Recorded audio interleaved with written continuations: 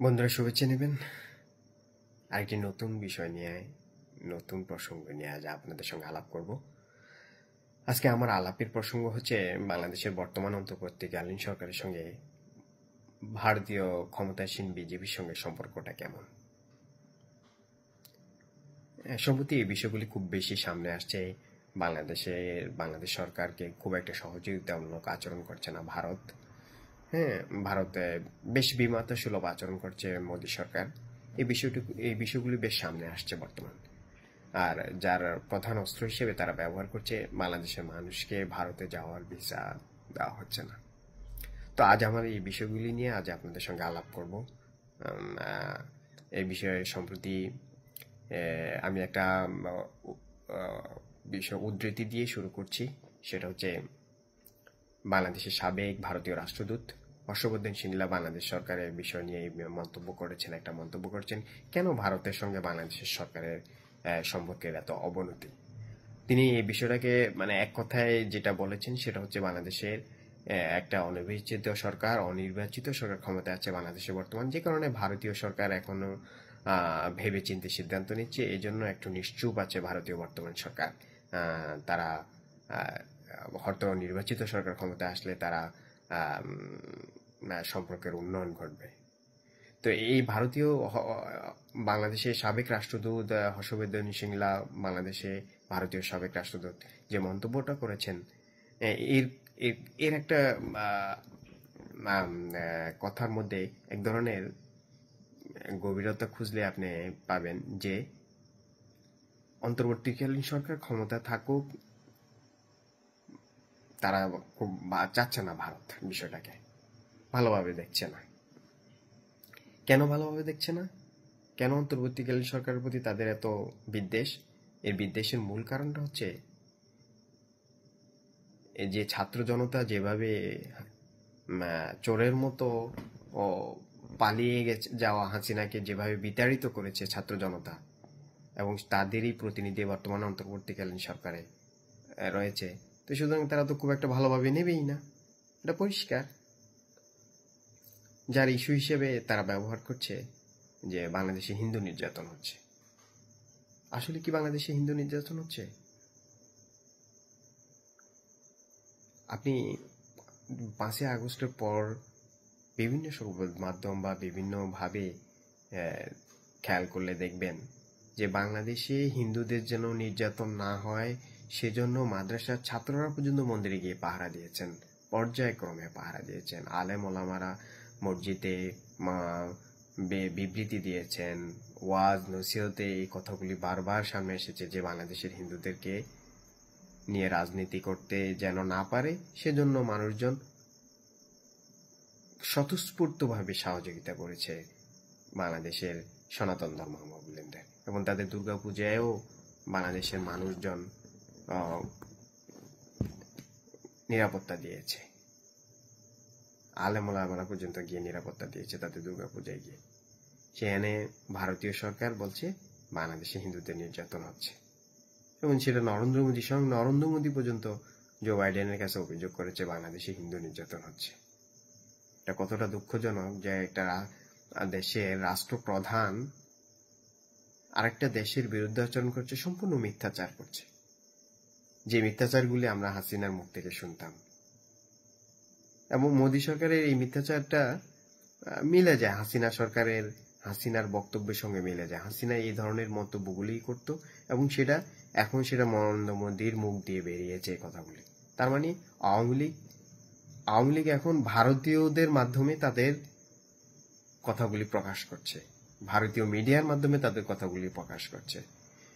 কিছু কিছু আমার হাতে হয়তো প্রমাণ নেই, হ্যাঁ, তবে আমার কাছে কিছু অভিযোগ আমার কাছে এসেছে।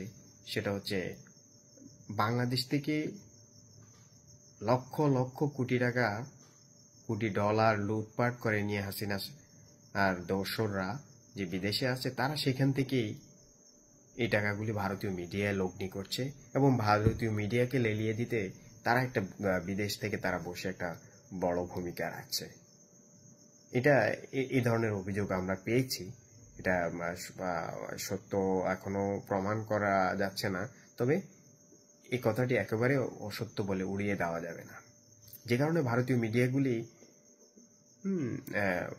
প্রকাশ করছে খুব উলঙ্গ হয়ে বাংলাদেশের বিরুদ্ধে আচরণ করছে।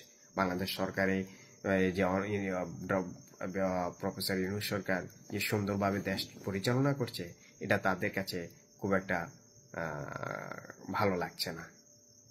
বাংলাদেশ ভালো থাকলে তাদের কাছে খারাপই লাগার কথা। কতটা দুঃখজনক, বাংলাদেশের সঙ্গে ভারতের যে বাণিজ্যিক সম্পর্ক পর্যন্ত তারা বন্ধ করে দিয়েছে। এটা প্রতিবেশী দেশের এই ধরনের আচরণ, এটা অত্যন্ত দুঃখজনক। বাংলাদেশ থেকে বাংলাদেশের কত হাজার হাজার মানুষ প্রতিদিন ভারতে আসা যাওয়া করে বাণিজ্যিক বা চিকিৎসার কারণে, তারা সেই ভিসা বন্ধ করে দিয়েছে। প্রতিশোধ নিতে চাইছে তারা ভারত। তো সুতরাং এতে করে ভারতের এক ধরনের তাদের নিজেদেরই ক্ষতি হয়েছে বেশি।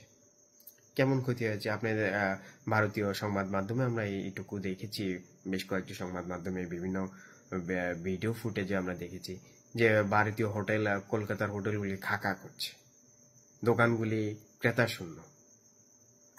তো এতে তাদের ক্ষতি হচ্ছে এক ধরনের, যেটা তারা ওই যে বলে না, নিজের নাক কেটে অন্যের যাত্রা ভঙ্গ করা, সেই কাজটা এখন ভারত করছে, খুব ভালোভাবে দক্ষভাবে করছে। বাংলাদেশের সরকারের বিরুদ্ধে আচরণ করছে বা নানানভাবে প্রপাগান্ডা ছড়াচ্ছে। যে কাজগুলি ভারতীয় মিডিয়াকে তারা লেলিয়ে দিয়েছে, তাদের মিডিয়াকে লেলিয়ে দিয়েছে। তো এই কাজগুলি তারা কেন করছে? এই কাজগুলি পরিষ্কার, হাসিনা সরকার ক্ষমতা নেই বলে কাজগুলি করছে। হাসিনা বাংলাদেশ থেকে বিতাড়িত হয়েছে, সেই কারণে তারা এই কাজগুলি করছে। ভারতীয় সরকার সেই কাজগুলি করছে বাংলাদেশের বিরুদ্ধে। হাসিনা থাকলে তাদের জন্য যে সুবিধাগুলি হতো, সেই কাজগুলি এখন তারা পাচ্ছে না। বাংলাদেশ থেকে যেভাবে শোষণ করে নানানভাবে সুবিধা নেওয়া, ট্রানজিটের মতো বিষয়গুলিতে সুবিধা নেওয়া, তারা তো এখন তা পাবে না। যে কারণে তারা এখন বাংলাদেশের বিরুদ্ধে আচরণ শুরু করেছে এবং সেটা ধারাবাহিকভাবে করবে, সেটা বোঝা যাচ্ছে। এবং যেটা তাদের হতাশা, এই কারণেই তাদের হতাশা যে বাংলাদেশে প্রফেসর ইউনূস তাদেরকে হয়তো তাদের চাহিদা অনুযায়ী সহযোগিতা করবে না, করছেও না এবং করার কথাও না। অযৌক্তিকভাবে বাংলাদেশের ভিতর দিয়ে যে ট্রানজিট নেওয়ার যে চুক্তিটা হাসিনা করে গেছে, এটা অত্যন্ত দুঃখজনক আমাদের জন্য, আমাদের জনগণের জন্য। সে কাজটা হাসিনা নিজের ক্ষমতা টিকিয়ে রাখার জন্য সেই কাজটা করে গেছেন। আরো নানান ধরনের চুক্তি করেছে যেগুলি হয়তো আমাদের অজানা। আর সবচেয়ে বড় বিষয়, এদেশে হাজার হাজার ভারতীয় মানুষ এদেশে বিনা ভিসায় কাজ করত, ট্যাক্স না দিয়ে তাদের কাজগুলি করতে এদেশের মানুষের। অথচ এই দেশে কর্মসংস্থান, মানুষ আমাদের দেশের ছেলেরা কর্মসংস্থান পাচ্ছে না, অথচ ভারতীয় মানুষজন এসে এদেশে নানানভাবে বিভিন্ন সেক্টরে তারা কাজগুলি করতো। গার্মেন্টস থেকে শুরু করে নানান সেক্টরে ভারতীয় মানুষজনের যে আধিপত্য ছিল, এটা আমাদের জন্য অস্বস্তি করেছিল। সে কারণে ভারত এখন নতুন সরকার ক্ষমতা আসার পর তাদেরকে ফিরে যেতে হচ্ছে, অনেককে ফিরে যেতে হচ্ছে বা ফিরে যেতে হয়েছে, অনেককে ফিরে যেতে হচ্ছে, যেটাও ভারতের জন্য অস্বস্তিকর। বা হাসিনা না থাকাটা তাদের জন্য ক্ষতিকারই বটে এখন তাদের জন্য। যে কারণে তারা বাংলাদেশ সরকারকে খুব একটা সহযোগিতামূলক আচরণ করছে না। এবং শুধু ভারতই না, বাংলাদেশেও বিষয়টা বাংলাদেশের জন্য অস্বস্তিকর যে হাসিনার মতো একটা ফ্যাসিস্টকে তারা তাদের দেশে আশ্রয় দিয়েছে, যেটা বাংলাদেশ সরকারের জন্য অস্বস্তিকর।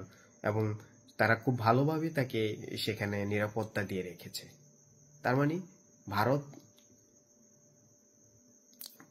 পুরোপুরিভাবে এখনো চায় যে হাসিনা ভালোভাবে থাকুক।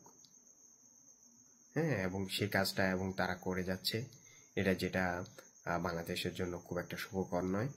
এবং সত্য, এটা স্বাধীনতার পর থেকেই সেটা আমরা দেখে এসেছি, ভারত নিজেদের প্রয়োজনে বাংলাদেশের সঙ্গে সম্পর্ক রাখছে।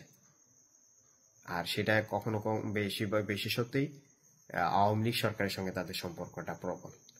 অন্য কোনো সরকারের সঙ্গে তাদের সম্পর্কটা যে খুব একটা ভালো না, সেটা অনুমেয়।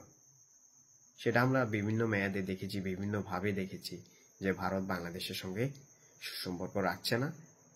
এবং আপনি বর্ডারগুলির অবস্থা তো আমরা দেখেছি বিভিন্ন সময় যে বর্ডারগুলিতে কিভাবে মানুষ হত্যা করেছে ভারতীয় মিডিয়ার।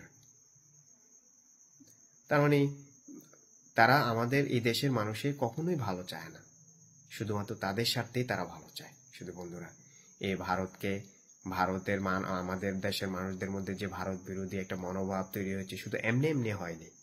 এটা অনেকগুলি কারণের পেছনে জড়িত ছিল, এবং সেটা ভারত বারবার প্রমাণ করে দিয়েছে যে তারা আমাদের কখনোই বন্ধু ছিল না, আজও তারা আমাদের বন্ধু নয়। ভারত যদি আমাদের বন্ধুই হতো, তাহলে হাসিনার মতো একজন ফ্যাসিস্টকে, হাসিনার মতো একজন স্বৈরাচারীকে তারা তাদের দেশে আশ্রয় দিত না। অনেকগুলি দেশে হাসিনাকে আশ্রয় দিতে চায়নি। আমরা শুনেছি ইংল্যান্ড তো সরাসরি না করে দিয়েছে, সংযুক্ত আরব আমিরাতও তাই করেছে, আরো ইউরোপের কোনো এক দেশে যেতে চেয়েছিলেন, সেখানেও যেতে পারেন নাই। শুধুমাত্র ভারত তাকে সহযোগিতা করছে। আর হাসিনাকে সহযোগিতা করতে গিয়ে তারা বাংলাদেশের বিরোধিতা করছে, বাংলাদেশের মানুষদের বিরোধিতা করছে। এটা ভারতের জন্যই ক্ষতিকর আদতে। ভবিষ্যতেও আমার মনে হয় এই ধরনের কাজ থেকে ভারত বিরত থাকবে বলে আমরা আশা করি। ধন্যবাদ বন্ধুরা, আজ এখানে। আল্লাহ হাফেজ।